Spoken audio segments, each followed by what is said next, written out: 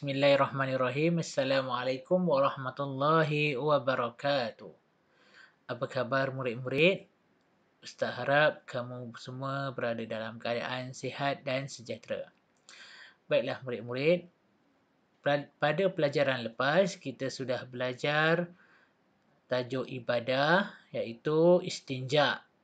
Dan pada minggu ini kita akan belajar tajuk sirah unit 2 yang bertajuk Teladani Sifat Siddiq Nabi Muhammad sallallahu alaihi wasallam. Sebagai rujukan, kamu boleh membuka muka surat 118 hingga muka surat 120 buku teks pendidikan Islam. Mari kita mulakan.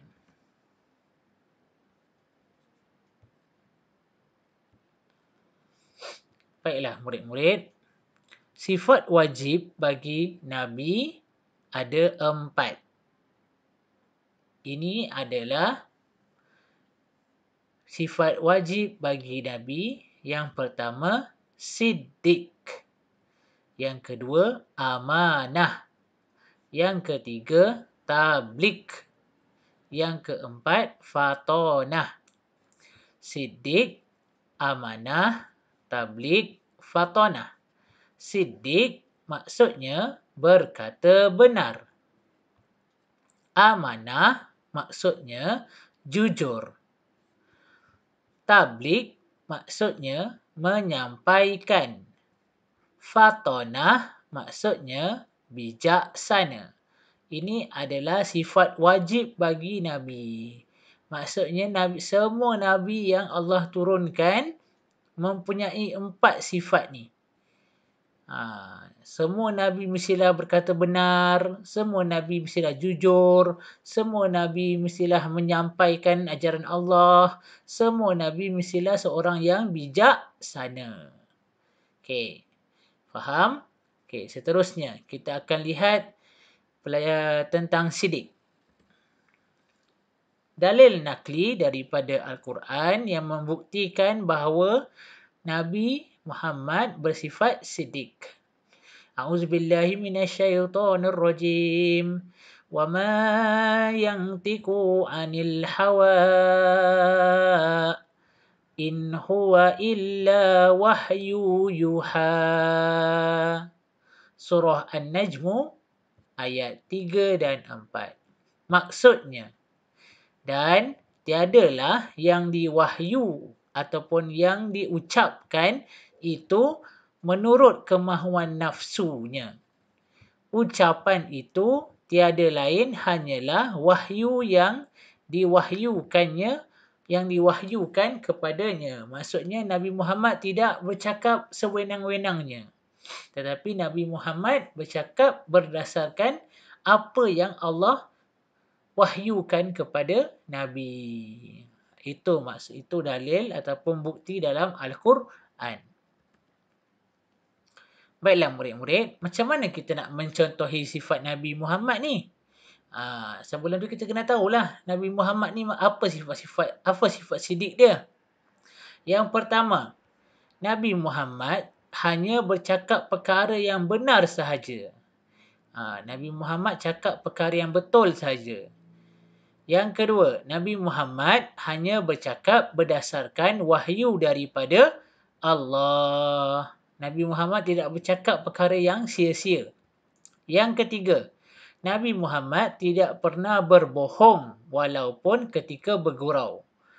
Ketika Nabi Muhammad bergurau dengan isteri baginda ataupun dengan sahabat baginda, Nabi tak berbohong. Nabi cakap perkara yang benar. Dan bukti yang keempat, musuh Islam pun mengakui sifat siddiq Nabi Muhammad. Maksudnya orang yang bukan Islam pun mengakui bahawa Nabi Muhammad ni memang seorang yang sentiasa bercakap benar. Itu adalah contoh sifat siddiq Nabi Muhammad. Baiklah murid-murid. Okey. Apa yang kita boleh dapat jika kita bercakap benar? Yang pertama, Allah mewajibkan kita bercakap benar. Ini dah wajib lah. Maksudnya Allah mewajibkan kita bercakap benar. Tak boleh cakap bohong. Yang kedua, kita akan dipercayai dan disukai rakan. Maksudnya bila kita cakap benda yang baik ataupun benda yang benar, orang akan senang percaya dekat kita dan akan suka dekat kita. Yang ketiga, kita akan mendapat pahala. Dan yang keempat, kita akan dijauhkan daripada api neraka. Baiklah, seterusnya. Macam mana cara nak mengamalkan sifat bercakap benar ni? Ustaz ada senaraikan ada 4 cara. Yang pertama, cara 1. Kita hendaklah beriman kepada Allah dan Rasul. Bila kita beriman kepada Allah dan Rasul, kita akan sentiasa bercakap perkara yang benar sahaja dan kita takut untuk bercakap perkara yang bohong.